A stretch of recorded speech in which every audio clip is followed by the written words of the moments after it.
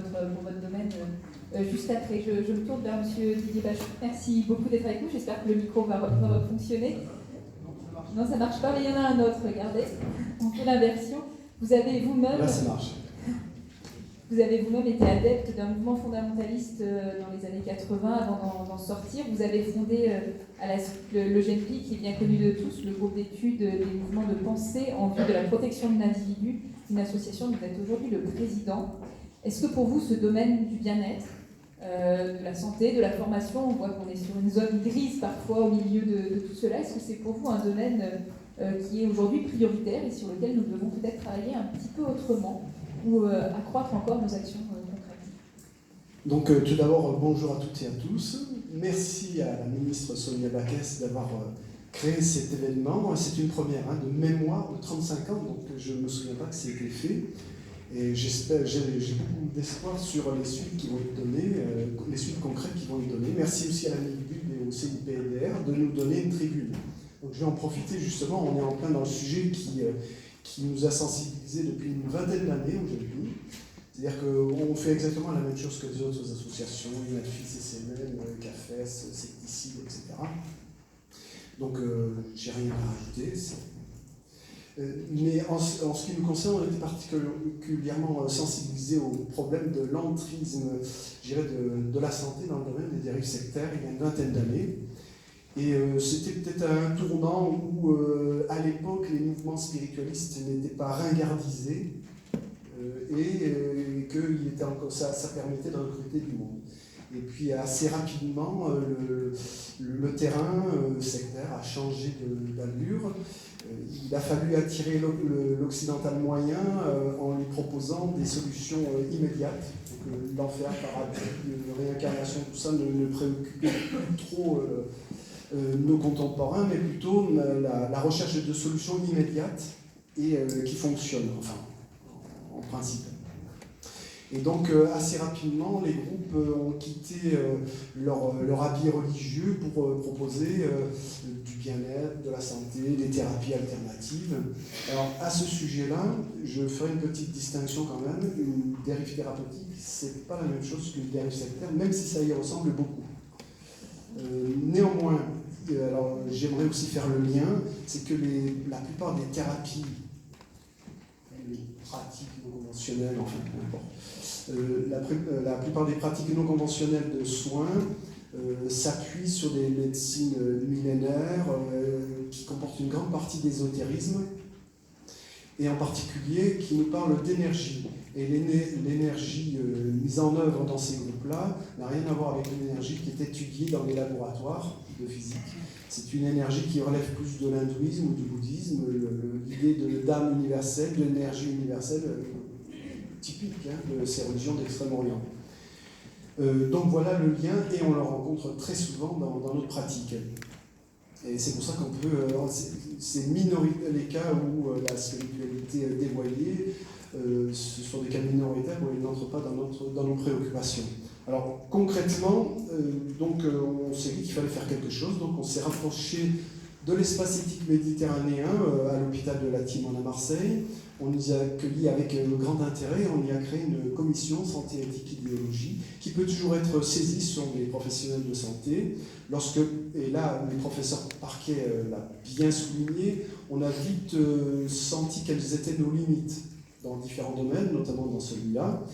Et c'est pour ça qu'arrivé à ce niveau de technicité, on a fait appel à des experts, des médecins, des gens formés pour donner un avis. Si bien que cette commission peut toujours être saisie lorsque nous sommes consultés et que nous ne pouvons pas répondre, nous nous adressons à cette commission. Je ne peux pas vous en dire plus parce qu'on a très peu de temps. Dites-moi quand il me restera 1 minute que je puisse conclure. Avant qu'on me coupe le son. Ce qui est important pour nous, je pense, aujourd'hui, pour lancer aussi, c'est quoi pour la suite, vraiment? Et voilà, Quelle piste serait importante pour vous? On y arrive. Parce que, alors bien sûr, chaque année, de ce fait, on a fait un colloque spécialisé sur les dérives sectaires et la santé. On en a encore un cette année, le thème ce sera handicap et dérives sectaires. Et mieux encore, c'est la FECRI, c'est la Fédération européenne, qui organise son colloque à Marseille, toujours à l'hôpital de la Timone, sur les thèmes de la santé et des dérives sectaires. Alors, je vous le dis, comme ça, c'est message est passé. Voilà. Concernant, on a dû mettre en place, parce qu'il n'y a rien de spécifique à ce niveau-là, donc il nous a fallu créer des outils, et c'est pourquoi nous avons créé une espèce de filtre qui permet à certaines institutions de limiter l'entrisme de groupes sectaires ou thérapeutico, bien-être, etc., à risque en tout cas, parce qu'on les connaît assez bien. Donc on a créé une charte des praticiens et acteurs du corps et de l'esprit qui sert notamment à la ville de Marseille pour filtrer les associations, les intervenants, mais qui pourrait servir par ailleurs. C'est des choses généralisables selon vous? Oui, c'est généralisable, mais pas à mettre entre les mains d'institutions d'État. Il faut limiter la caution, quelque part. Nous sommes en train de créer, d'ailleurs il est en route, un pôle concurrent, justement, d'acteurs et de praticiens. On les appelle les OSB, donc Omni Science Based. C'est des praticiens tels que les ostéopathes, etc., qui s'aperçoivent qu'une partie de leur enseignement est ésotérique. Ils sont dégoûtés. Et donc, nous les accueillons pour créer quelque chose de nouveau.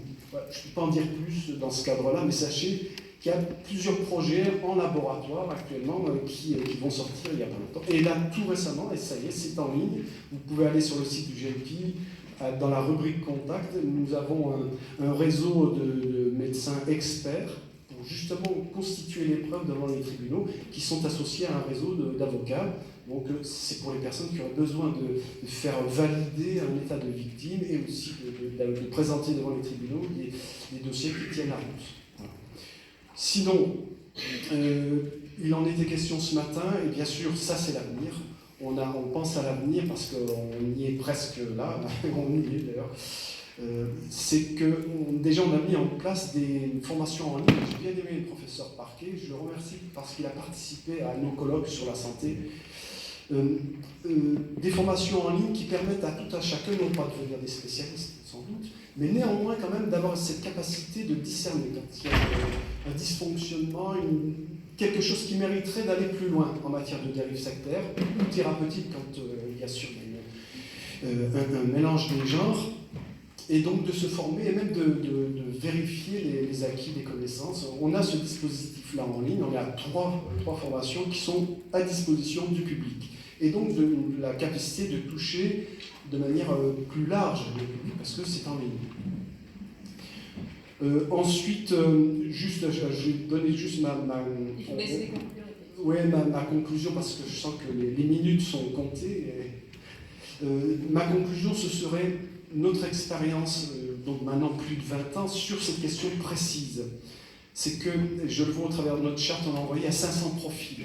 On a eu 5 signataires sur 500. C'est-à-dire qui a accepté de jouer la transparence. Allez sur notre site, vous verrez ce genre de charte que c'est quelque chose de assez pointu. On se rend compte que l'immense majorité de ceux qui sont dans les domaines du développement personnel, qui confinent à cette spiritualité dévoyée dont je parlais, et de la santé alternative, je dis santé alternative parce qu'ils ont des prétentions, mais c'est peut-être pas la réalité, eh bien ils sont contre. Ils ont un discours en interne qui est toujours contre la médecine, contre la science, complotiste, etc. Et ce que je crains le plus, c'est quand ils trouvent une caution d'État, non pas la caution des associations qui a une valeur moindre, mais la caution d'institutions publiques, d'État éventuellement, et qui s'infiltrent d'une certaine façon, même quand ils se présentent les plus lisses possibles, les plus modérés possibles, ce sont toujours des chevaux de Troie dans le système. Ce serait peut-être ma dernière parole, la seule chose à retenir. Merci à toutes et à tous.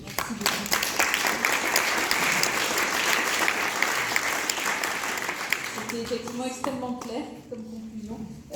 Monsieur le docteur